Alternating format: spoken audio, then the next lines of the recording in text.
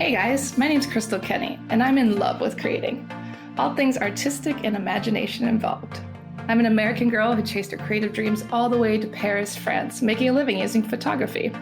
This podcast takes you inside the stories of all the artsy folks I've met along the way and gives you that extra push to discover your creative gifts. The desire to create is deeply inside each and every one of us, and I give you the tools and inspiration to find a new way of living a more creative life. This is La Vie Creative, the podcast.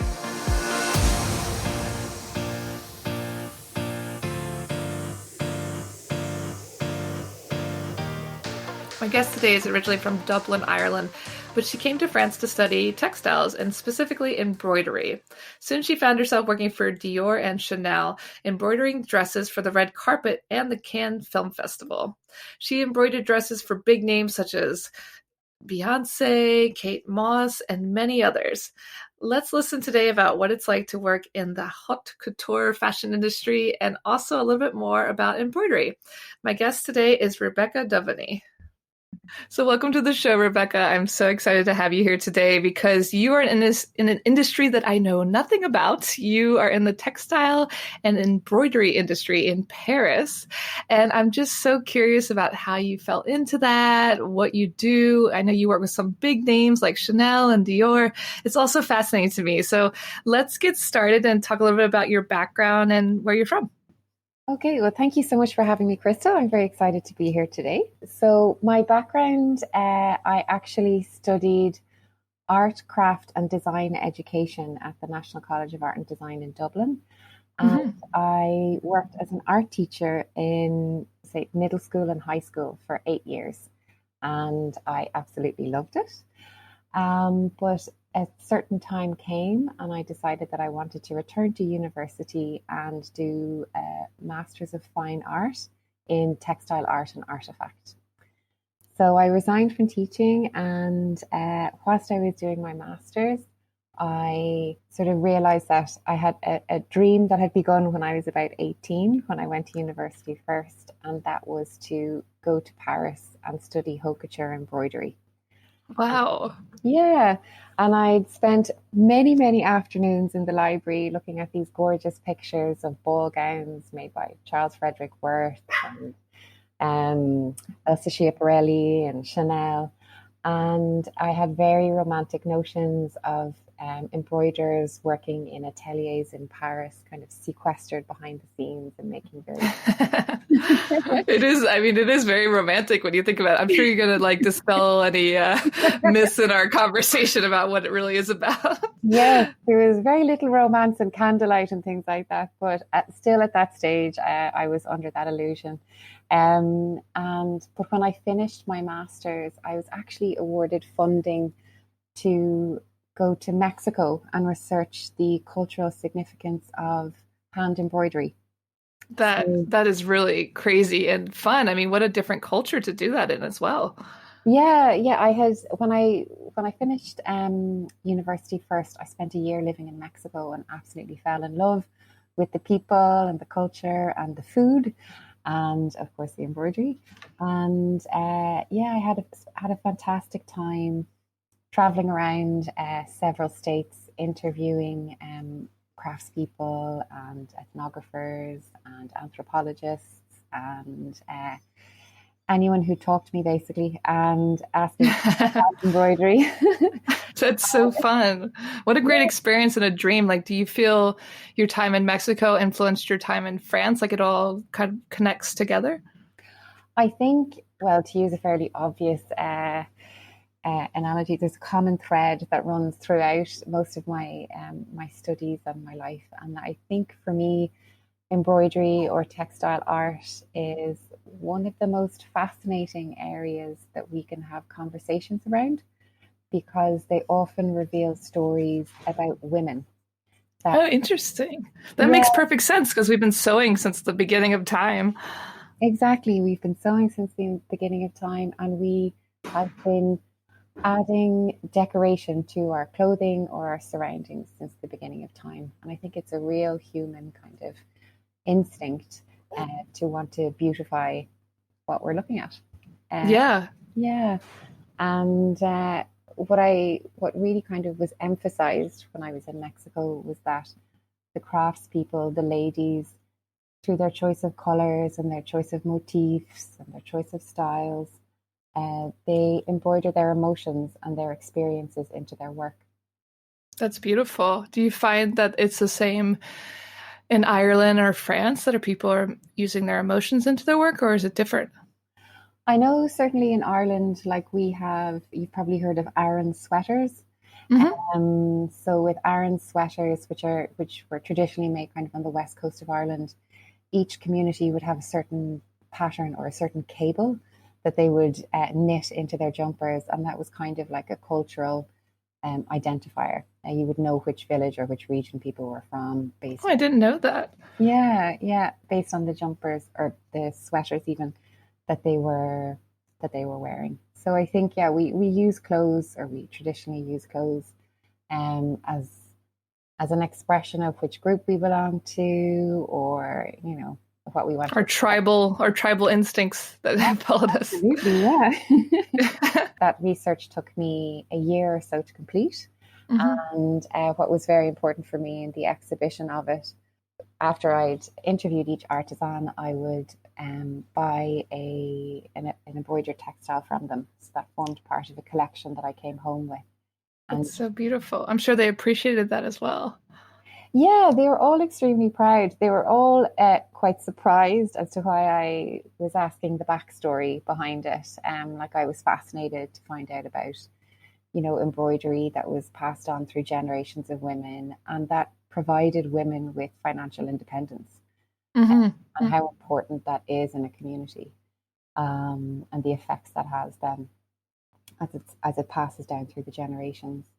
And when I had the first exhibition of the embroidered textiles in the Mexican embassy in Ireland, and beside each embroidered textile there was a portrait of the craftsperson and then their story and what embroidery meant to them beside the textile. The idea being that we kind of create connections through textiles. It's so beautiful. And it's so, like we talked about, it goes so far back in time. It was kind of like the first creations of women, and if you can call them modern times, to make clothes. Yeah, absolutely. And then a lot of, ancient religions or ancient beliefs, there was often a goddess of spinning, and in some cultures there was a goddess of embroidery and a goddess of weaving, and they were often worshipped by women. That's really wild. I had no idea. And you also studied in France as well at a very prestigious school that specializes in haute couture embroidery. Can you talk a little bit about what that was like? Yeah, absolutely. So when I had finished the research about the Mexican embroidery, I had set my sights on studying at École Lesage. It took me a little while to get there. I had to go and work as an art teacher in Abu Dhabi for a year to save up the money. But eventually I arrived in Paris in September 2017. And the course I was doing is a 150-hour course. And once you finish it, you are a certified professional haute couture embroiderer. And was it really difficult to get into the school? I had to go and do an interview the year before and just explain my experience. And I suppose a little bit about my work ethic and things like that. Which has been a good clue, which I didn't pick up on at the time. So yeah, the following year then, when I'd saved the money, I went back in and I'd organized my schedule and everything. So it took me about 6 months to complete the course, but I was working about 14, 15 hours a day. Wow. Monday to Sunday. Yeah. Wait, so how many days a week was it? I actually only had 3 classes a week. I had 3 3-hour classes a week, but the rest of it was homework on either side of classes. So yeah. So was it a lot of embroidering and sewing, and was it writing, or was it more so making the textiles? Oh, it was, in order to get your professional certificate, each person or each student completes the same design. So it's a design that's about 40 by 60 centimeters. And wow. think that there are 29 different techniques in it, and then there's I don't know how many different materials are in it. So you're literally sewing on thousands of beads, Did thousands, you feel it? Oh my goodness. Did thousands of stitches. Yeah. did you feel like you were blind afterwards? Did you lose some Oh, eyesight? listen, that embroidered piece is filled with tears, despair, Oh, sweat. sweat, all the emotions you can think of, but and joy as well. I mean, it was really, really difficult, but it for me it was such an achievement, and it felt like it had taken me such a long time to get there that Mhm. by the time I remember so clearly my last day leaving École Lesage and kind of wondering why there weren't people outside applauding me or on the metro. I was kind of saying, "Do you not know what I've done?" Do you not So understand? yeah, exactly. Wow. I mean, so I've heard a lot of people compare French school kind of to like military school. It's very difficult and serious and grueling. Would you say that it was more difficult than the schooling you'd had in other places? I think my experience of it was very different because I was trained, or I am trained as an art teacher. Hmm. Um, so, and you know, I had taught crafts before and things like that. So I had a very different appreciation for this style of teaching and also for the expected homework and the expected kind of levels of commitment. But Yeah. the other thing that kind of became very apparent was that, you know, I was in my early 30s at that stage, and it had been a long time since I'd been in school myself. So Yeah. getting back into the swing of homework and things like that. But the atmosphere in the school was very serious. You could literally hear a pin drop. No, there was no chatting amongst students. There was no comparison of work. And everything, all the instructions from teachers was pretty much done in a whisper. So, yeah. Wow. So it sounds it sounds intense. Yes, it was intense. Yeah, it certainly wasn't the more light-hearted approach to education that I would have been used to. Yeah. And how has France changed your work? Well, I suppose at this stage, my career has totally changed in that I worked as when I finished in the school, I worked as a haute couture embroiderer for 18 months. Hmm. And I had had the foresight to take my classes through French. So I had some of the vocabulary needed in the embroidery ateliers. And like my first job, I worked as a temporary embroiderer. So my first job was working for Chanel. Wow. Yeah. And I mean, I was just bubbling, overflowing with excitement. Of course. I mean, how big is that in Paris working for Chanel in your dream job? In my dream job, absolutely. And I realize now the person who, when I was working in the studio, a lady came over to me and said, "Hello, and who are you?" And I said, "Hi, I'm Rebecca, and this is a dream come true." Oh. And in a very French way, she went, "Ah bon." And then moved away. So I think France is certainly, I think the French um, workplace is a very different workplace to those Hmm. I'm used to. So there was quite a culture shock Yeah. in regards to figuring out and finding my place Yeah. when I was working. Yeah. And what were some of the cultural difference you found? Like what, especially working for Chanel, was it kind of they told you what they needed, or were you free to kind of create and be an artist? Yeah, the what I think, you know, I'm only wrapping my head around this now, kind of 3 years later. In France, embroiderers are trained to do embroidery, so they're exécutantes. Hmm. So they are, in a very old sense of the word, craftspeople. Yeah. Whereas from my training in Ireland, I was trained up in the creative process.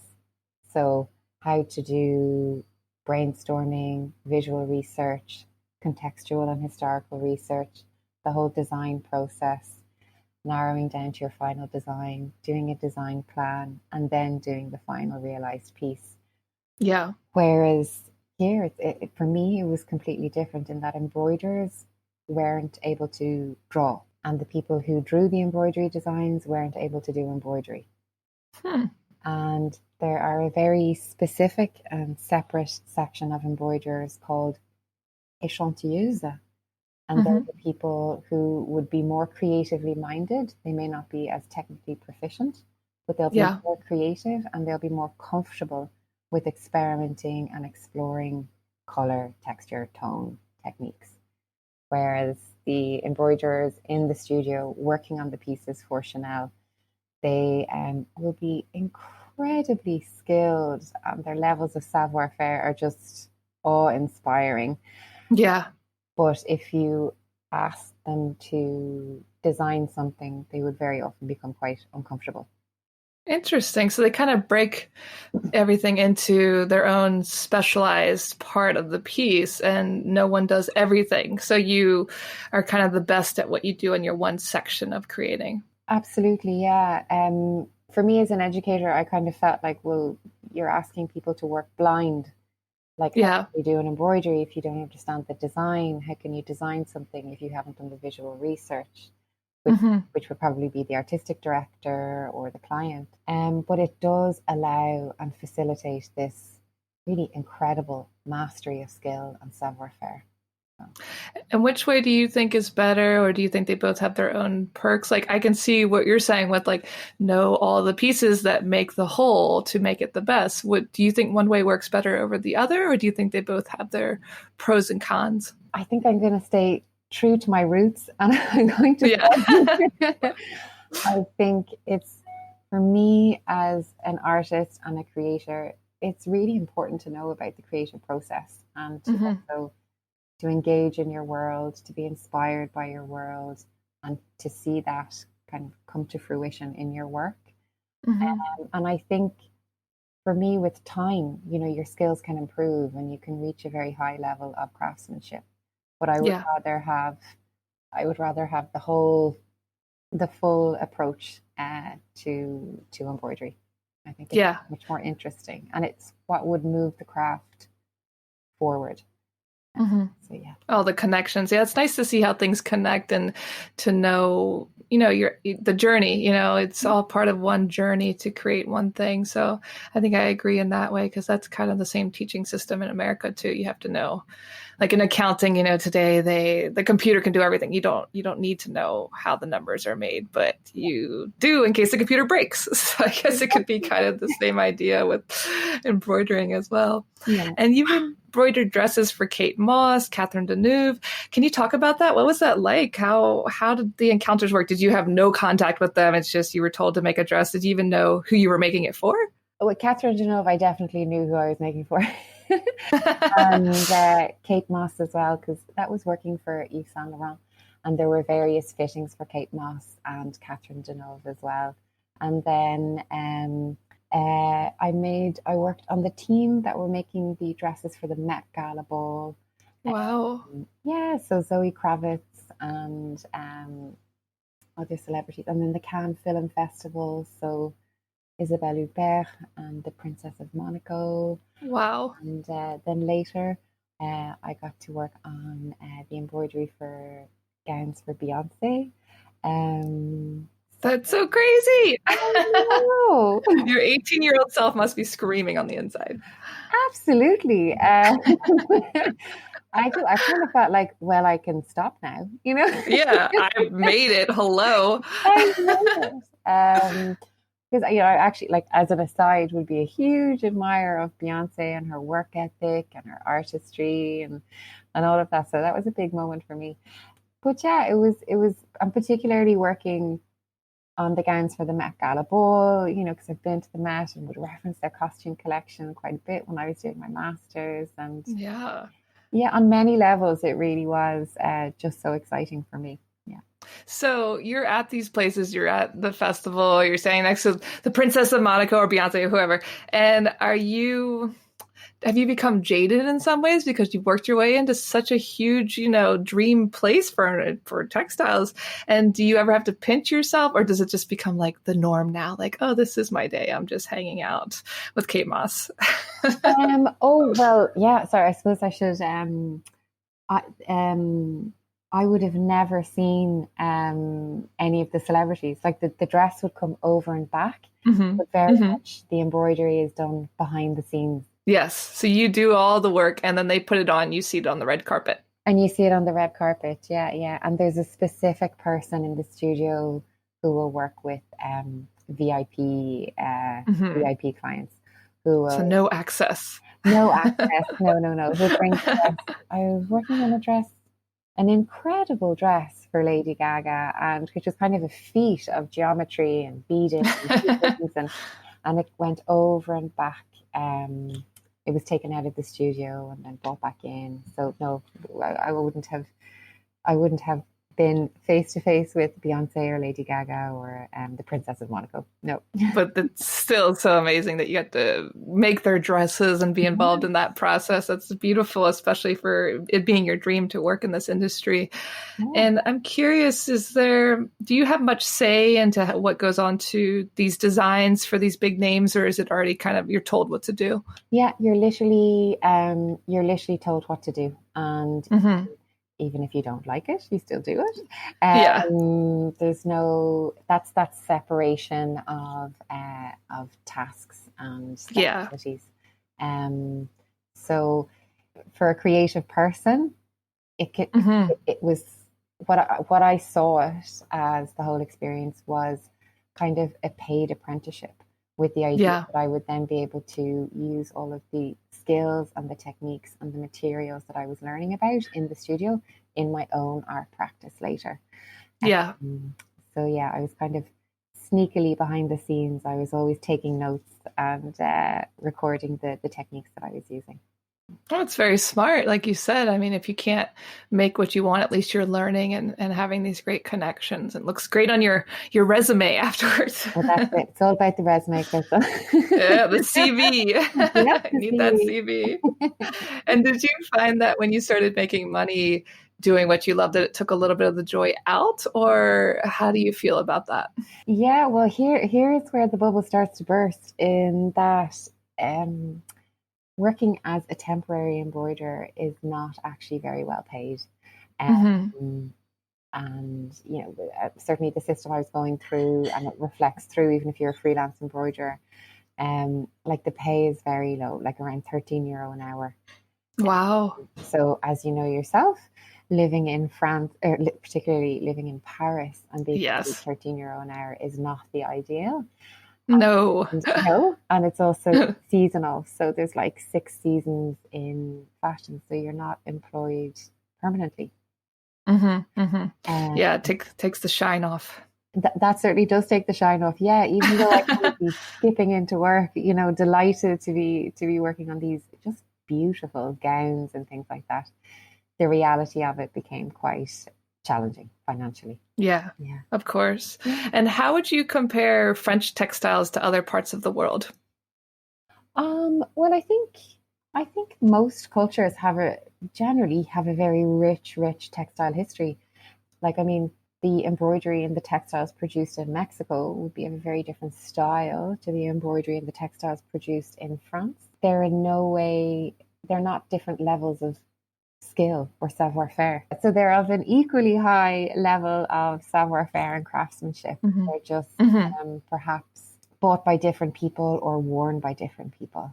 Um, Yeah. but yeah, French textiles, France has an incredible heritage of luxury textiles and luxury fashion. It's the birthplace of haute couture. And what's Hmm. very interesting is that, in the 18th, 19th century, France made a very concerted effort to ensure that French craftsmanship in the textile industry was supported and developed and sustainable, and that they had the Ah, highest levels of craftsmanship. Yeah. to support that, which is something I think a lot of artists love about Paris and France even today, is they support the arts very much on many levels. Yeah, absolutely. I mean, I think um, in the area where I'm working in now, now I'm giving the guided tours of the haberdasheries or the textile stores of Paris. You're still seeing handmade beads, handmade Wow. ribbons, scissors coming from the scissor making town in France. Uh, Yeah. Needles. That's amazing. They have a scissor making town. I know it's no wrong. I love it. Yeah, needles coming from the needle area, pins the same, and for me, that is something that I think is quite particular to France, Mhm. and I think it's so wonderful that the French government and the French culture supports that heritage so actively. Yeah. Yeah, yeah, that's something very special is like you said in the actual embroidery, everybody has their part. And even in scissors and needles, everyone has their part as well. Absolutely. And they're specialists. Yeah. It's kind of is it going to be compared to champagne where it's only made in that region? Exactly. Yeah. And do you believe that embroidery is still valued today as much as it was in the past, or do you feel that people are, I mean, I guess it depends on what country you're in. Obviously, France still seems to care a lot, but do you think the industry has changed a lot? I think embroidery, it's really important to kind of note that embroidery sits across different fields as well. In France, the first embroidery that comes to mind is obviously Haute Couture embroidery made by Chanel or Dior, which is almost, the finished pieces are almost like art. I mean, we're now seeing them in museums and galleries sell out blockbuster exhibitions like the Dior Wow. exhibition recently. And then in other cultures, embroidery has a more cultural relevance, which is just as important. Hmm. And embroidery, embroidery, like as we've mentioned before, it has a very special place in certain cultures for women. I mean, in other cultures, it's men who do embroidery, but embroidery is seen increasingly in the fine art realm, Hmm. Hmm. and it's being used in the same way that paint or clay would be used to express ideas and to communicate creativity.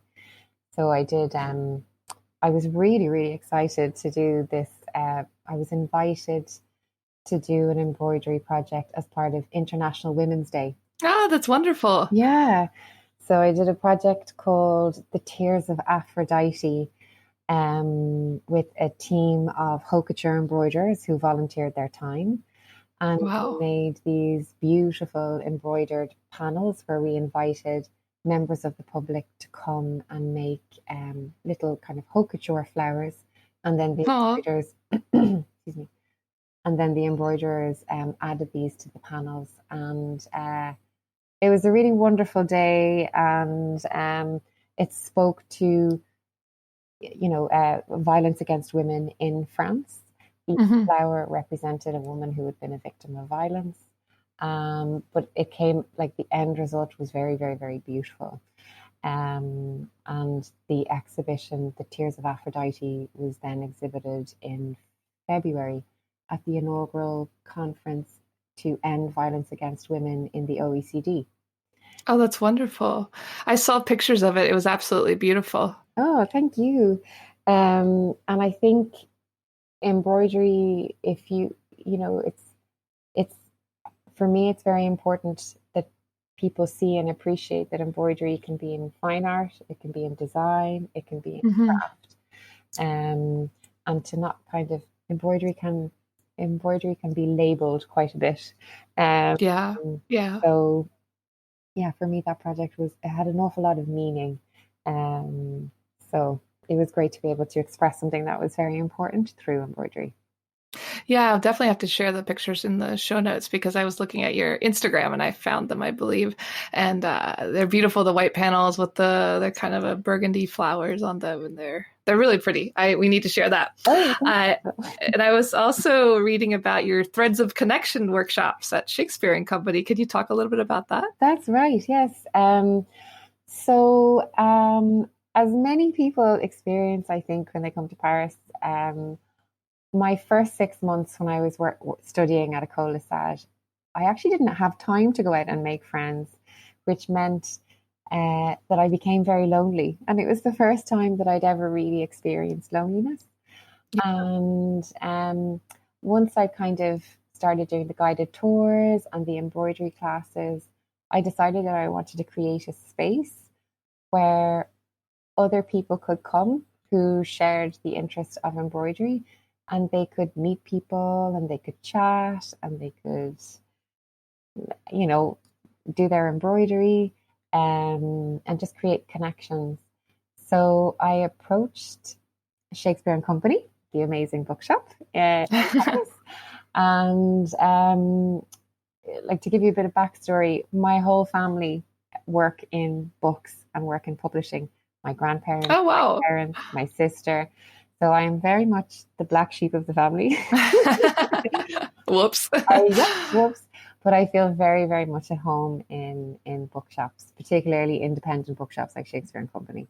And I approached the lovely, lovely staff there with the idea, and they were delighted with the idea and agreed to let me host the Threads of Connection embroidery evenings on the fourth Sunday of each month in their library, the library upstairs. Very cool. Yeah. So it's lovely and cozy. So there's it actually just started in November. So we had 3 lovely evenings before lockdown began. And all, like, women from all generations, all backgrounds, and also a cat who was always present. Love the cat. Love the cat, yeah, who thankfully is not interested in thread. Yeah. What a great idea. I'll be sure to stop by. I don't know how to embroider. Am I allowed to come and learn? Is that part of it? You absolutely are allowed to come and learn. The evenings are free, and the idea is that people just bring along their embroideries. But what I started to have is people who come along to chat. Yeah. Similar to you, Chris. So people come along because they see it advertised and they want to see what it's about. And yeah, I'm interested in it. Yeah. And I completely understand what you say, because everyone I talk to, including myself, is those first 6 months in Paris are very lonely, and you think it's just you, and it's so completely different vacationing there versus living there. Yeah. And I think a lot of people, the first 6 months are rough. Like, you think, okay, maybe I don't want to live here. This is really hard. I have no friends and I can't open the door because there's a button to open it. So it's tough. I mean, but then it's so cool that you're starting this idea to bring people together once again around creativity, which I, of course, am an advocate for. Yeah. So I'll definitely be dropping in once the confinement is a little less confined. Yeah, absolutely. Well, we're keeping our fingers crossed for autumn or fall, as you'd say. So, oh, good. Yeah. And do you have advice for others that are searching for their creative voice? Yeah, I have loads of advice, but I think for me, like, I've always been connected with my creativity, and it's always been important that my creativity is expressed and that I give it voice.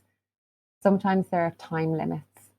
Sometimes it's difficult to carve out that time to actually make something or create something. So what I always do is collect things.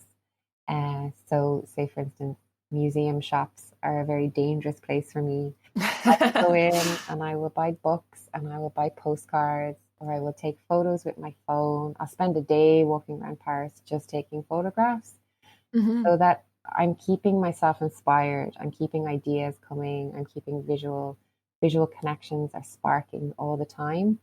And all the postcards are pinned up on my wall in my apartment, and I have little ideas and clusters of images and cutouts from magazines. And I think it's really, really important, because otherwise creativity can become part of this terrible cycle of guilt, where you think, I'm not getting anything done, I'm not putting time aside, I'm a terrible person. And if you do little things like that every day, if you can just be, working on a Pinterest board, or I much prefer collecting postcards and pinning them and moving them, that actually is keeping your creativity alive. And it's, for me as well, I think the idea of a finished piece, that you always have to have a finished piece, is it can be quite discouraging. Like, for me, it's very much the process, actually looking at an image and saying, I'm going to buy that postcard and I'm going to put on the wall, and then putting on the wall. That's an act of creativity. Yeah. And for me, what's rewarding around that is that I'm expressing myself, I'm giving voice. So that would be my main advice to people. Yeah, to take baby steps. You don't have to like create some masterpiece, crazy thing. Like it can be little pieces that bring you joy. Exactly. Yeah. And that's the idea of creativity, is that it's meant to be a pleasure and a joy, and it's meant to enrich and fulfill your life. It's not meant to be this heavy thing hanging on your shoulders. Yeah, I think that's very important to remember, especially when we start making money at it or people want to buy things and then it starts to be like, oh, this is too much pressure or I don't want to do it anymore because there's too much expected. So I think it's important to come back to the beginning of what brought you where you were, and museums and other forms of art are a great way to do that. A lot of my guests have said the same thing. They go to museums, they go to concerts, they scrapbook, whatever. It doesn't have to have anything to do with what you actually do. No, not at all. It's to just keep that joy and that inspiration in your life. And yeah, like you're saying, when your creativity becomes your job, like for me, when I'm giving guided tours or I'm giving embroidery classes, at the beginning, I'll always take a little moment and kind of say, this is about your student or about your guests on the tour, and making sure that they enjoy themselves. So even if you have the stresses of emails or accounts or French paperwork behind you, when you're there in the moment, that you're enjoying it and that your guests or your students are enjoying it. And that keeps you kind of grounded and checked in with why you started the adventure, to be. I think that's great advice. And I'm excited to share your work. And also, where can people find you online so they can take your tours and come to the Shakespeare and Company meetups once we can do that again? Well, my website is quite long. It's www.textiletoursofparis.com. And there you can find bookings for the textile tours of the haberdasheries, for the flea market tours on Sundays, for the Threads of Connection evenings in Shakespeare and Company, and the embroidery classes. So yeah. So fun. I'm excited for all of that, to discovering my embroidery talents. Maybe I have none, but I still want to come chat with people in a bookstore. It's a very, it's an addictive hobby. So I think you'll definitely be converted to embroidery. No one can. I'm ready. Yeah. I'm ready. I'm ready for the cult of embroidery. Thank you so much for chatting with me today, Rebecca, and I'll be on the lookout for more information. Thank you so much for having me, Crystal. Thank you. Thanks so much for tuning in to La Vie Creative. You can find more information on MissParisPhoto.com. And if you enjoyed this show, please feel free to share and spread the word for all my creative guests. We have the power to help them to keep doing what they love. See you next time.